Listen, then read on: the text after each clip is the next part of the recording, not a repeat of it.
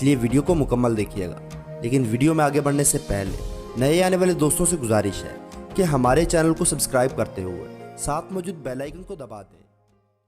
यौम यजमउल्लाहु रुसुल फयक़ूलु माज़ा उजिबतुम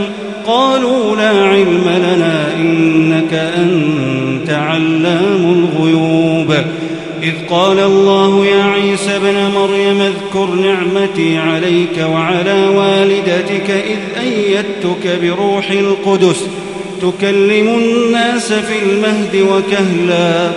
وإذ علمتك الكتاب والحكمة والتوراة والإنجيل وإذ تخلق من الطين كهيئة الطير بإذني فتنفخ فيها فتكون طيرا بإذني وتبرئ الأكمه والأبرص بإذني وإذ تخرج الموتى بإذني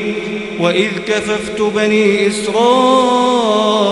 عنك إذ جئتهم بالبينات فقال الذين كفروا منهم إن هذا إلا سحر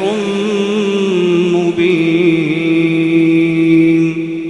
وإذ أوحيت إلى الحواريين أن آمنوا بي وبرسولي قالوا آمنا واشهد بأننا مسلمون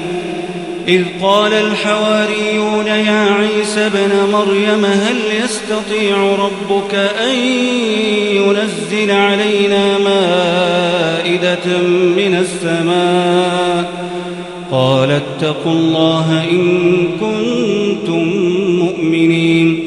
قالوا نريد أن نأكل منها وتطمئن قلوبنا ونعلم أن قد صدقتنا ونكون عليها من الشاهدين قال عيسى ابن مريم اللهم ربنا أنزل علينا مائدة من السماء تكون لنا عيدا لأولنا وآخرنا وآية منك وارزقنا وأنت خير الرازقين قال الله إني منزلها عليكم فمن يكفر بعد منكم فإني أعذبه عذابا لا أعذبه أحدا من العالمين وإذ قال الله يا عيسى ابن مريم أأنت قلت للناس اتخذوني وأمي إلهين من دون الله قال سبحانك ما يكون لي أن أقول ما ليس لي بحق إن كنت قلته فقد علمته تعلم ما في نفسي ولا أعلم ما في نفسك إنك أنت علام الغيوب ما قلت لهم إلا ما أمرتني به أن اعبدوا الله ربي وربكم وكنت عليهم شهيدا ما دمت فيهم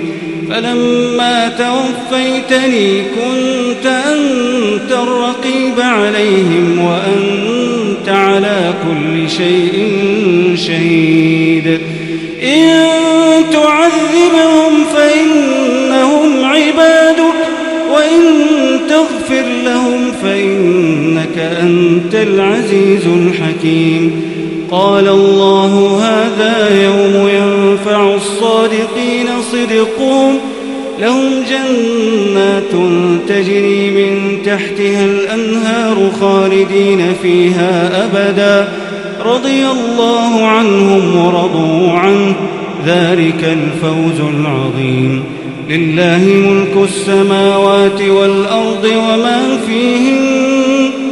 وهو على كل شيء قدير। कि आज की एपिसोड आपको इंटरेस्टिंग लगी हो तो इसे लाइक करके फेसबुक और व्हाट्सएप के जरिए दूसरे लोगों के साथ शेयर करना मत भूलिए और आप रेड बटन पर क्लिक करके और बेल आइकॉन को प्रेस करके हमारे सब्सक्राइबर्स बन जाइए। जल्द मिलने की उम्मीद के साथ आपको अलविदा कहेंगे। देखते और सुनते रहिए।